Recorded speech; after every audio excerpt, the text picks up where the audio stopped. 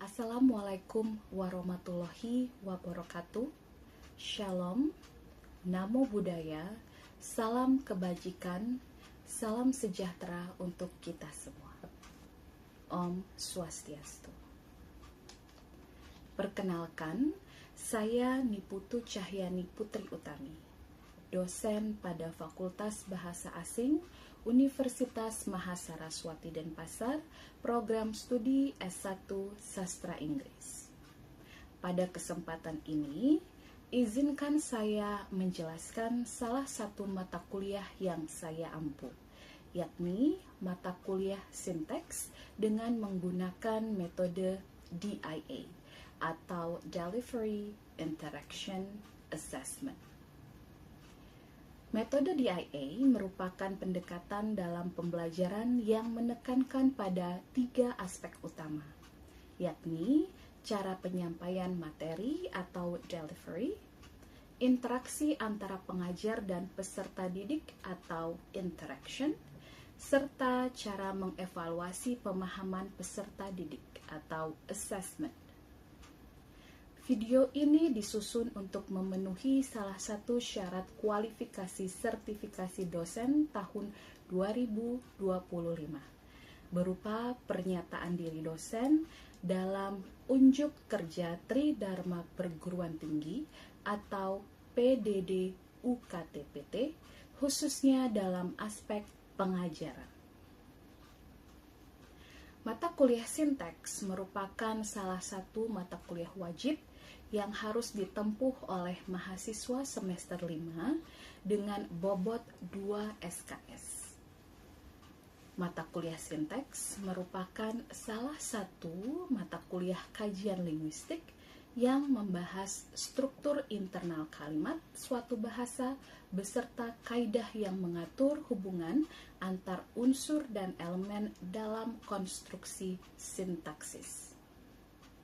Mata kuliah ini dirancang untuk membekali mahasiswa dengan pengalaman belajar dan kompetensi dalam menganalisis struktur frasa dan kalimat dalam bahasa Inggris.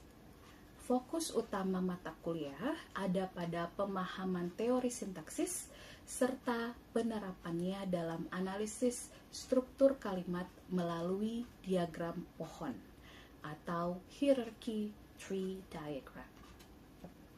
Adapun capaian pembelajaran mata kuliah ini adalah 1. Mampu mengidentifikasi kata berdasarkan kelas kata dalam penggunaannya dalam kalimat bahasa Inggris. 2. Mampu mengidentifikasi konsep frasa dalam bahasa Inggris.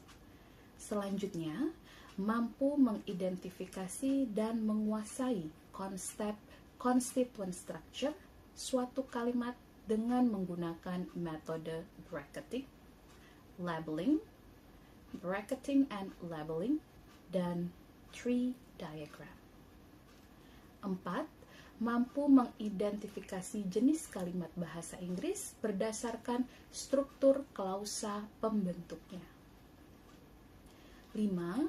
Mampu mengidentifikasi struktur konstituen suatu kalimat berdasarkan jenis kalimat, serta mampu menganalisis dan menggambarkan strukturnya ke dalam hierarchy tree diagram. Mata kuliah sinteks pada tingkat sarjana atau S1 ini dirancang untuk memberikan landasan teoritis dan praktis dalam memahami struktur kalimat bahasa Inggris secara sistematis. Kajian ini dimulai dengan pengenalan terhadap sintaksis sebagai salah satu cabang utama dalam ilmu linguistik, yakni mikrolinguistik yang mempelajari bagaimana kata-kata disusun menjadi sebuah frasa, klausa, bahkan kalimat yang bermakna. Mahasiswa akan dibimbing untuk memahami ruang lingkup sintaksis, urgensinya dalam kajian bahasa, serta keterkaitannya dengan bidang lain seperti morfologi, semantik, dan pragmatik. Materi dilanjutkan dengan pembahasan mengenai kategori dan kelas kata atau parts of speech dalam bahasa Inggris yang menjadi dasar dalam pembentukan frasa. Selanjutnya, mahasiswa akan mempelajari berbagai jenis frasa, termasuk struktur internal dan elemen penyusunnya. Kajian ini diikuti dengan pemahaman tentang konsep konstituen dan teknik pengujian konstituen berupa substitution, movement, clefting, coordination, dan subordination. Hal ini penting untuk dikuasai dalam melakukan identifikasi struktur frasa dalam kalimat.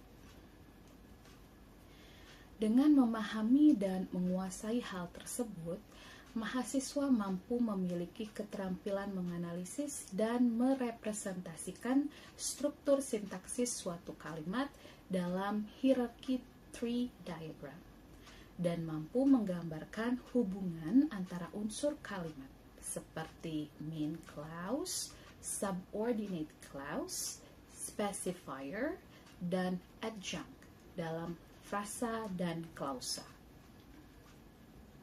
Di akhir pembelajaran, mahasiswa diharapkan mampu menganalisis teks otentik secara sintaksis serta menunjukkan pemahaman terhadap penerapan sintaksis dalam penelitian linguistik tingkat dasar. Adapun metode pembelajaran mata kuliah sinteks yang saya terapkan adalah lecturing with interactive explanation atau ceramah interaktif. Ceramah interaktif ini digunakan dalam menyampaikan dasar-dasar teori sintaksis dengan tujuan untuk membangun fondasi teoritis mahasiswa secara bertahap. Kedua, collaborative analysis atau analisis berbasis kelompok. Dalam hal ini, mahasiswa bekerja dalam kelompok kecil untuk menganalisis kalimat-kalimat dari teks otentik, dapat berupa artikel berita, novel, maupun cerpen, dan membuat tree diagram atau X-bar structure bersama-sama. Selanjutnya adalah think, pair, share. Dalam proses pembelajaran, dosen akan memberikan beberapa kalimat. Lalu, mahasiswa diminta untuk berpikir secara mandiri dan berbagi hasil di kelas yang bertujuan untuk meningkatkan pemahaman dan keberanian dalam menyampaikan argumen linguistik. Dan yang terakhir adalah project-based learning. Dalam hal ini, mahasiswa akan membuat final project berupa artikel ilmiah pendek dengan menganalisis struktur kalimat majemuk dari teks pilihan yang dilengkapi penjelasan teoritis serta analisis struktur konstituen dan tree diagramnya. Adapun penilaian mata kuliah ini dirancang untuk mengukur pencapaian kompetensi mahasiswa secara holistik yang mencakup aspek kognitif, keterampilan analitis, kemampuan akademik, serta keaktifan dalam proses pembelajaran. Penilaian akan dibagi menjadi 3 kategori utama, yakni penilaian proses, penugasan, dan penilaian akhir dengan rincian sebagai berikut. Yang pertama, komponen kehadiran dan partisipasi aktif. Dengan kehadiran minimal 75%, keaktifan berdiskusi, menjawab, dan bertanya di kelas memiliki bobot 10%. Yang kedua, tugas mandiri dan analisis dengan bobot 10%. Yang ketiga, presentasi kelompok dengan bobot 10%. Yang keempat, ujian tengah semester berupa ujian teori dan praktik analisis sintaksis dasar dengan bobot 20%.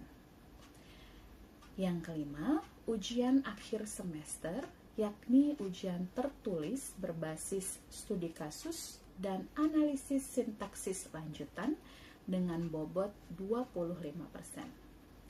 Dan yang terakhir adalah final project berupa penulisan artikel ilmiah dengan bobot 25%, sehingga akan didapatkan dengan total nilai 100%. Adapun penerapan model DIA dalam mata kuliah ini diawali dengan penyampaian materi secara bertahap dan sistematis, sinkron maupun asinkron. Penyampaian materi dilakukan secara interaktif, menggunakan media presentasi visual, video linguistik pendek, serta contoh data otentik dari teks bahasa Inggris. Selanjutnya, mahasiswa secara aktif dilibatkan dalam kegiatan pembelajaran melalui diskusi kelas, latihan menganalisis kalimat, dan tanya jawab terbuka. Penilaian dilakukan secara berkelanjutan dalam bentuk tugas analisis, tugas presentasi, UTS, UAS, dan yang terakhir adalah final project. Rubrik penilaian mencakup aspek ketepatan teori dalam analisis dan kualitas penulisan.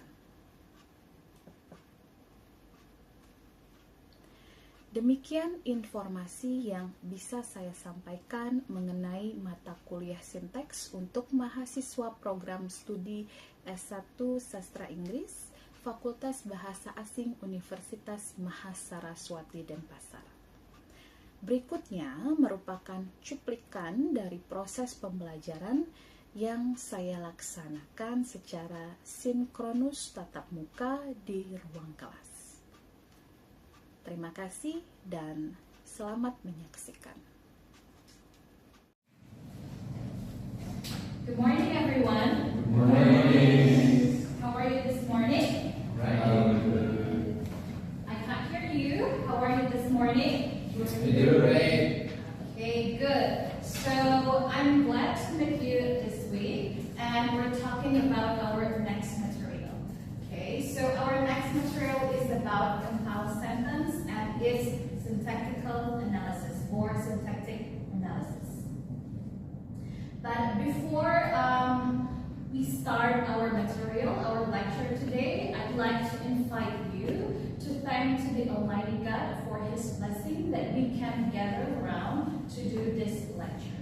Okay. Before we start, I'd like to inform you about our learning objectives. So there are 3 learning objectives that as your goal. The first one is at the end of the lecture, I hope you define and identify the compound sentences syntactically. And then the second one, you are able to distinguish the compound sentences from other sentence types.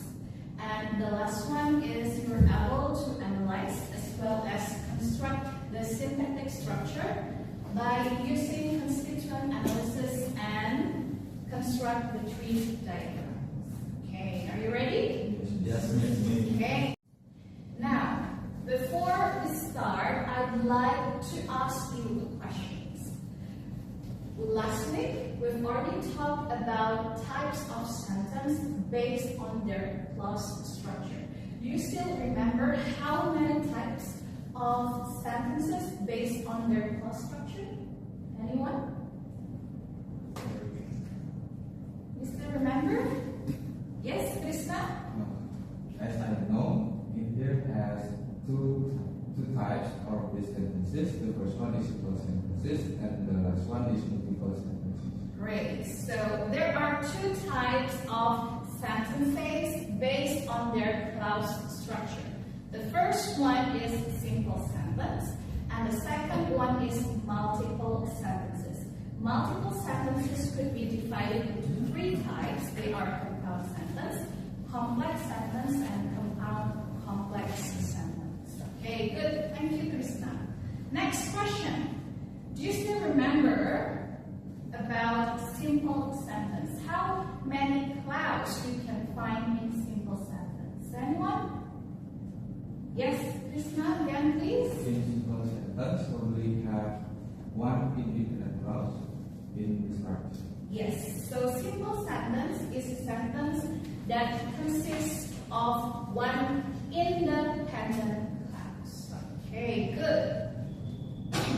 Now, we're going to move on to our main topic, which is compound sentence. As you can read on the slide, a compound sentence is a sentence that consists of at least two independent clauses. Di sini saya ingin menekankan at least consists of two independent clauses. Jadi compound sentence ini merupakan jenis kalimat yang paling tidak terdiri dari dua klausa utama. Okay, join together like a comma or a semicolon, or you can find coordinating conjunction, or simply we could say coordinator. Okay. So here is the example of a compound sentence. As you can see, the sentence Jane is a good teacher and her students like her. This one is typical of a compound sentence. Yeah. If we break down the sentence, kalau kita lihat dan kita bagi kalimatnya, kalimat tersebut terdiri dari dua klausa utama atau dua klausa yang independent. Okay, the first independent clause is Jane is a good teacher. Ya, independent clause yang kedua adalah her students like her. So if you're going to combine these two independent clauses, it will be Jane is a good teacher and her students like her. Don't forget, put comma before the conjunction. Okay? Any questions before we move on? Am I too fast? No. No. Okay. So here, if we're talking about compound sentence, we're talking about coordination. As you can see here, coordination is a syntactic phenomenon. Jadi, coordination ini merupakan fenomena sintaktis, okay, in which two or more elements that have an equal status are linked or joined together. Jadi, coordination ini adalah fenomena sintaksis, yaitu menggabungkan dua atau lebih elemen yang sifatnya setara, equal status. Jadi tidak ada yang subordinated. Okay? Often with a conjunction, or we can say coordinators here, to make a larger unit. Next, kalau tadi kita ngomongin tentang coordination, nah untuk menggabungkan dua klausa independen yang atau lebih ini, kita menggunakan conjunction. Ada yang tahu conjunction dalam bahasa Indonesia? Kata penghubung. Yes, conjunction is kata penghubung, ya. Nah, kata penghubung itu kan ada banyak. Secara garis besar, kata penghubung itu dibagi ke dalam dua jenis. Yang pertama, coordinator. Coordinator itu adalah kata sambung yang menghubungkan dua klausa yang independen, sedangkan tipe yang kedua adalah subordinator. Subordinator ini biasanya akan kalian temukan dalam kalimat kompleks. Jadi ada satu klausa bawahan, ada satu klausa yang bertindak sebagai klausa atasan. Main clause and subordinate clause. Itu akan kita bahas minggu depan, ya. Nah, di sini karena kita membahas compound sentence, so we're going to talk about coordinating conjunctions. Yeah, as you can see the definition there, a coordinating conjunction is a conjunction that connects words, phrases, and clauses that are coordinated. It means that equal to each other. Ya, jadi statusnya setara. Apakah hanya menggabungkan klausa saja? Tidak. Jadi kata sambung itu bisa menggabungkan bisa juga phrases. Oke. Nah, kalau untuk coordinating conjunctions, ada yang tahu apa saja contoh-contoh coordinating conjunctions?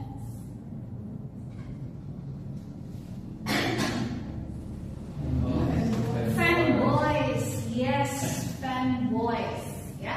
Jadi coordinating conjunctions atau conjunction ini kita singkat menjadi atau diakronimkan menjadi fanboys. Apa saja fanboys? Fanboys itu adalah for, and then and, nor, but, or, yet, and so. So there are 7 coordinating conjunctions. Jadi ketujuh kata sambung ini merupakan kata sambung yang berfungsi untuk menggabungkan 2 atau lebih elemen yang sifatnya equal atau setara. Oke, jangan dilupakan fanboys. Jadi selain fanboys, dia tidak termasuk ke dalam kelompok coordinator. Oke. Going to move on deeper to analyze this kind of sentence syntactically. Okay, secara sintaksis. So here, what you have to do is, the first one, you have to identify its independent clauses and the coordinating conjunction. Jadi ketika saya berikan data atau kalimat, Anda harus breakdown dulu, pecah dulu yang mana yang independent clausesnya dan juga yang mana coordinatorsnya. Okay.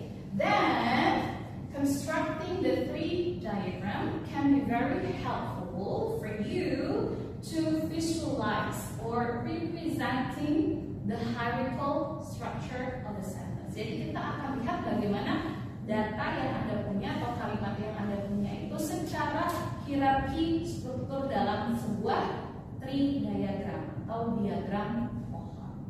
Oke. Nah, bagaimana cara membuat atau construct the tree diagram? Kita harus paham tentang phrase structure rules. Jadi sebuah kaidah yang digunakan untuk membuat diagram pohon tersebut. Oke. Ada yang masih ingat how to make a tree diagram? Oke, saya berikan kalimatnya. He kicked the ball. Ada yang bisa membuat tree diagram dari kalimat he kicked the ball? Silakan. He kicked the ball.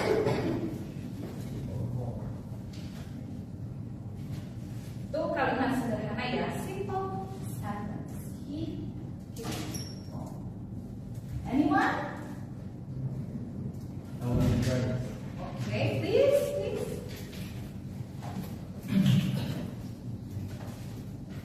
Maybe you can please. There you go. So it's written in present tense. Yes. No, in past tense. He kicked the ball.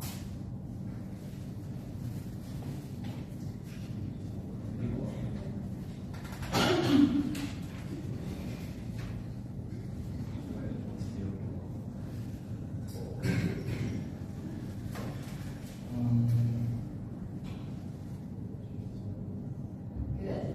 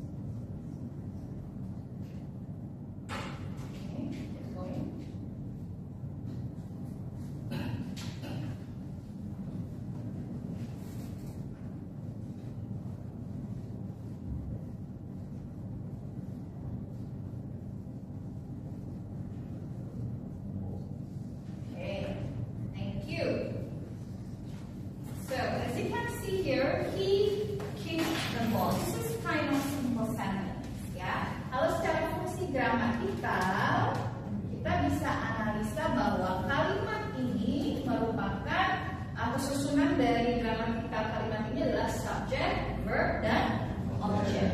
Di sini ada berapa klausa? 1 klausa utama, ya kan? Oke, maka dari itu kalian hanya akan menemukan 1 lambang S sebagai klausa semuanya ini, ya. Oke, turunan dari S itu adalah NP dan VP. Oke, NP di sini, VP di sini. Ya, ini adalah elemen utamanya. Jadi Anda bisa lihat NP di sini turun adalah noun atau ada juga yang menyebutkan pronoun, boleh ya secara spesifik. So pronounnya adalah he. Nah, kalian bisa lihat di sini, kita lanjutkan analisa selanjutnya dari kata-kata selanjutnya, konstituen selanjutnya. Kick merupakan verb phrase, ya. Turunannya diisi oleh verb, baru diikuti oleh the ball, which is NP. Nah, sampai sini sudah benar, ya. Verbnya adalah kick, NP, the ball. Ada berapa konstituen dari the ball? 2, right? What are they?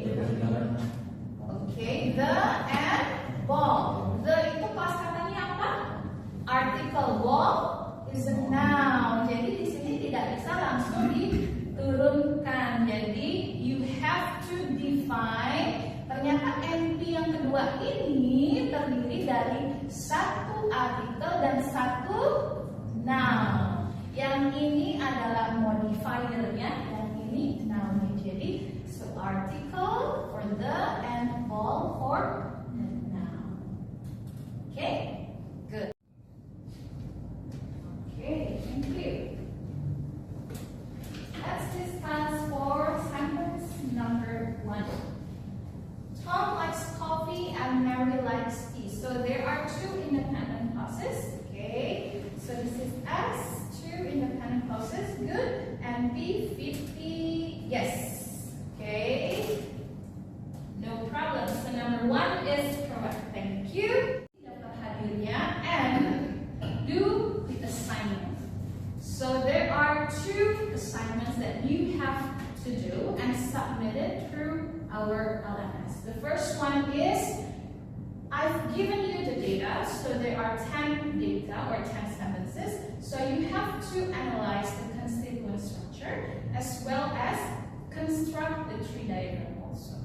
And part 2, so you have to create your own compound sentences using 7 different coordinators.